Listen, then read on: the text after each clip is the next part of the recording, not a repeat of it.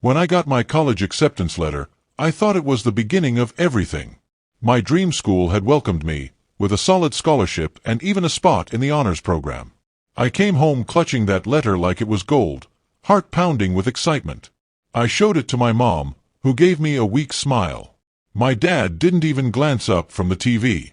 A few hours later, he called me into the living room and said the words that still echo in my head.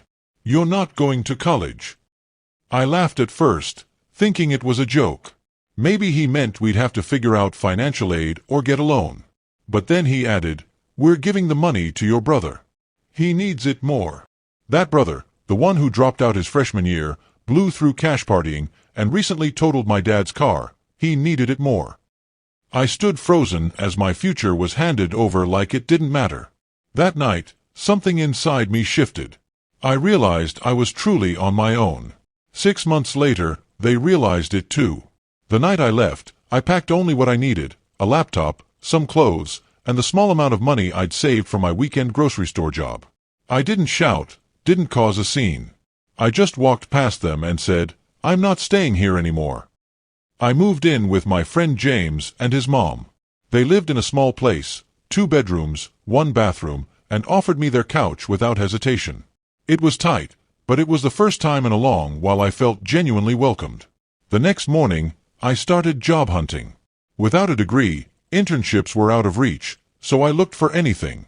Thanks to a tech certification I'd completed online in high school, I landed a help desk role at a small IT firm.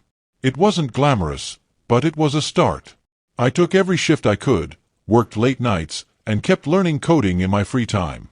I was tired, constantly, but also free. For the first time, my life was truly mine. Meanwhile, back home, things fell apart. My brother made it 2 months at his new college before things spiraled. My parents had emptied their accounts to fund his second chance. He promised to be serious this time. He wasn't. The partying resumed. He failed his midterms. Then came the call. At 2:17 a.m., my mom called me sobbing. He'd been caught cheating on a stats exam. Campus authorities found Adderall and weed in his room. He was suspended, possibly facing charges. My parents were crushed and broke. They'd taken out a personal loan to cover his tuition. Now, they had nothing to show for it. A few days later, I got a text from my dad, "Can we talk?" I didn't reply. 2 days after that, my mom showed up at my office with coffee, pretending like everything could be patched up. She said they missed me, said they were proud of me, and asked if I'd consider coming home. My dad was even willing to help with school again, as long as I chipped in financially. I just looked at her and said, "You made your choice. Now I'm making mine." She left in tears. Since then, I've moved into my own apartment. I kept grinding, more certifications, more freelance projects, and enrolled in a remote degree program that I'm fully funding myself. When my grandparents found out what had happened, they were furious. They were the ones who originally set up my college fund. They've since cut contact with my parents and offered to help me directly. I accepted, on the condition that it was support, not rescue. I wanted them to know I was building this path on my own terms. As for my brother, he's back home working part-time at a hardware store, still blaming everyone but himself. I don't hate him, but I don't owe him anything either. Almost a year has passed since I walked out of that house. Now, I'm writing this from my own desk, in my own apartment, where my name is on the lease. Some things have changed. The biggest. I just landed a full-time remote role with a tech company that discovered me through freelance work. It's not entry-level. It's salaried. It comes with benefits. And I'm officially earning more than either of my parents ever did. My degree is going well too. It's self-paced, and I'm planning to finish early. My grandparents are helping with the final stretch, only because I let them, and only after they understood this is my journey, not their way of fixing the past. Then came the awkward family dinner.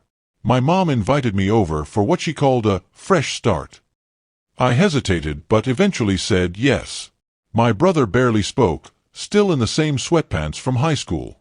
My dad tried to act like nothing had happened, until my grandparents, yes, they came too, confronted him at the table. They asked him directly, "Why did you give away the college fund meant for her?" He fumbled for excuses. Said he didn't realize how serious I was. Claimed he thought my brother just needed a second chance. I didn't yell. I didn't argue. I simply looked at him and said, I was never the one who needed saving. Silence followed. When I left, my mom hugged me. She whispered, we made a mistake. I'm sorry. I told her I appreciated the apology, but also reminded her, saying sorry doesn't undo a decision. I'm not coming back, not financially, not emotionally, not to clean up their mess. I'm building something real now. For me. And every step forward is proof. They gave away my future, but I built a better one without them. If this story hit home for you, don't forget to like, comment, and subscribe. Your support keeps these real stories coming.